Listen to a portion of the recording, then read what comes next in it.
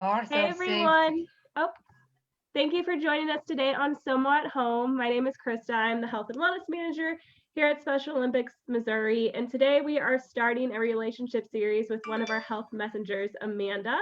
Amanda, are you ready for us? Yes, sorry about that. I had to vibrate my phone. Not a problem. Whenever you're ready, the stage is all yours. All right, cool. I wanted to check and see if I was on, if I was not on mute. Yep, I can hear you just fine. All right, I'm cool. I can get started. That's all right. First, I wanted to say thank you for everyone for letting me share this series with you guys because this is something I am passionate about.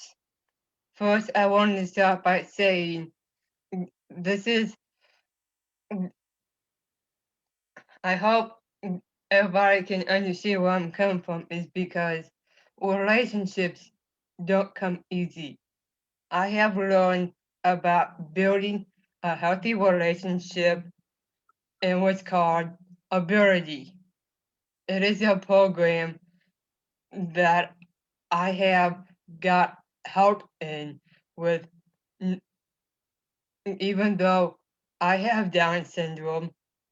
uh, Anyone else that does have that disability can go and get the help they need. Besides that, I want to say thank you for letting me start this relationship series. In this series, we will be learning about safety, knowing what you want, personal hygiene, meeting someone new, relationships take time, sweet emotions, deal breakers, physical intimacy, and all, we will also learn about what Special Olympics has to offer. First, before I go further into this topic, I wanted to share with this program. I am a graduate, and I am a graduate of 3 years. I put in 2 years with in class three that I have accomplished. And this last year, I went through class four and made it through the advanced class. And now I can check off my accomplishments to be able to say I have graduated with honors with this program. Now, now we will mm, talk about how to get started in a relationship. Relationship equals snail. Snail stands for S. Slow down. Make sure you understand yourself and and the other person that you are with, and negotiate, work out, and agree on rules for your relationship. A. Ask, which means ask questions on mm, ask ask how your choices and behaviors will affect will affect the other person in your relationship,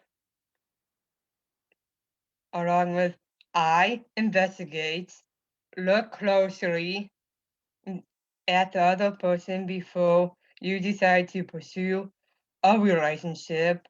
L is listen to your heart and what your partner is saying with their words and actions. Now we will jump right into safety. One of the things that I have learned in a relationship is safety. In a relationship, safety is the number one priority when it comes to a relationship. Also in safety, we will learn about pink flags and red flags. Pink flags equals warning signs. Red flags is the is more like danger. In a relationship, you tell someone where you are going and who you are with. Talk to take some form of communication device with you so that you can inform someone your if your plans change. And the last one of this part is look around to know where you are and have an exit plan. Oh, we are also responsible for how we behave towards others. A true friend is always thinking about safety and what is best for his or her friend in the relationship. Lying to your family and friends and stealing is a form of stealing from a store is a form of a pink flag, or it could even become a red flag. It is difficult to build a trusting relationship with someone who is not reliable. I hope what I have said has learned a lot from my viewers that are watching this. I have more to come throughout these weeks. And I send it over to Krista. Awesome job, Amanda. That was some great information that you shared with us. I really enjoyed the SNAIL acronym that you put in there. I think that's a great one for everyone to remember. On my side, like Amanda mentioned, I was going to start when we talk about relationships that she has.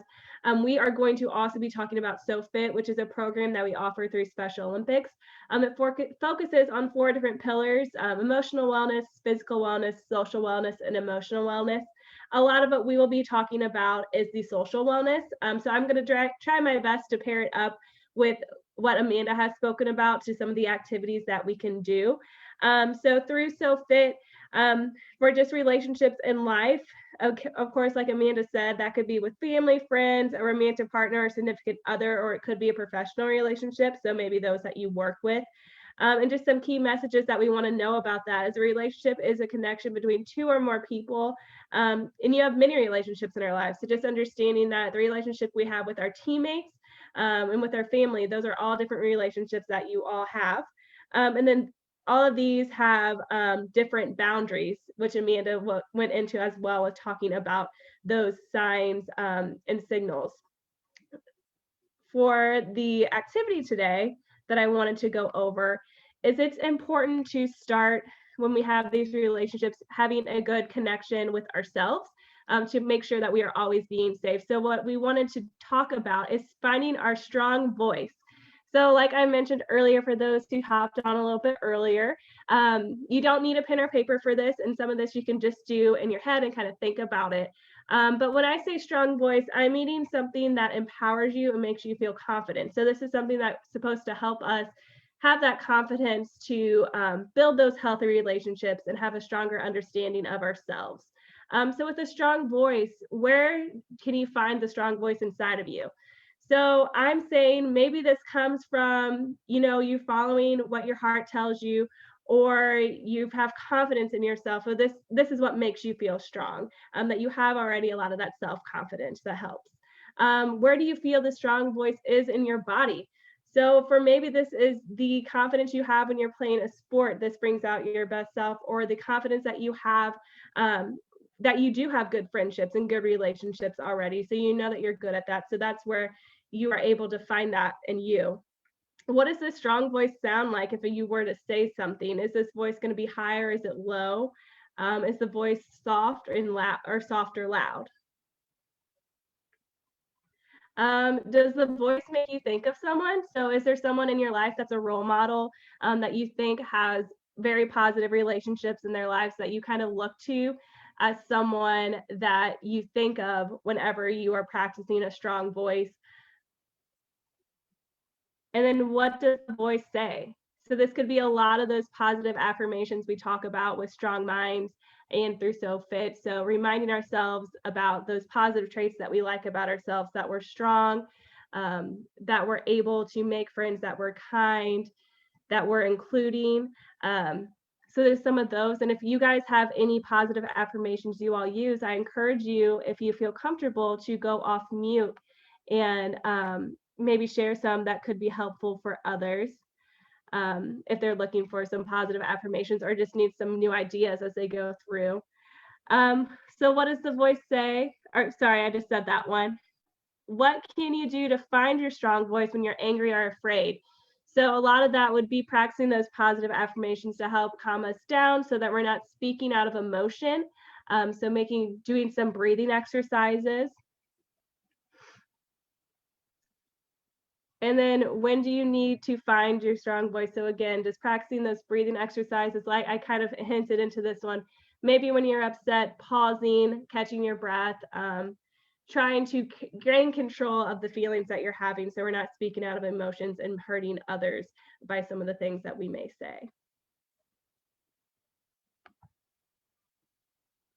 All right. Well, do you all have any questions for Amanda or myself, or any comments? And hey, Krista, I wanted to unmute myself because I want to share one last thing Absolutely. with everybody as well. Next week, we will be learning about knowing what you want in a relationship. And from there, it will be something new. Awesome. Thank you, Amanda. Lena, did you all have a question? I think Jesse does. You know, What you got, Jesse? What kind of what have you learned about relationships? What have I learned about relationships? Well, I've learned that it's very important to have a good idea of self-confidence, like I said earlier. Knowing, like Amanda mentioned, what you want out of your relationships is important. And then also just knowing the boundaries of that relationship. If you're in a team, like a sports team relationship, so you and a teammate, if it's a relationship with a significant other, all relationships look different and have different boundaries. So just knowing those different boundaries and what you feel comfortable with. Awesome. Anyone else have questions? Any comments? Anything you all enjoyed? Well, good. Awesome. Well, like Amanda said, we'll be back on Wednesdays going a little bit more in depth with these each time. On my end, if for the Wednesday classes we do, I will let you guys know in advance if there's anything you should grab, like a pencil or a paper, so you can have that handy if it's needed. And then if there's anything that you found helpful that you would like me to share, so if it's the Finding Your Strong Voice paper that we went over earlier tonight, send me an email. I'm more than happy, or put in the comment box. I'm more than happy to send that over to you guys so you all have access to that. All right, well, you guys have a great rest of your day. Thank you everyone who's viewing on Facebook. Remember, we want you over here on Zoom with us. So check your emails and I'll do my best to get you guys hooked up so you guys can join us on Zoom. Okay. Thanks everyone. Enjoy the rest of your day. See you guys. Bye.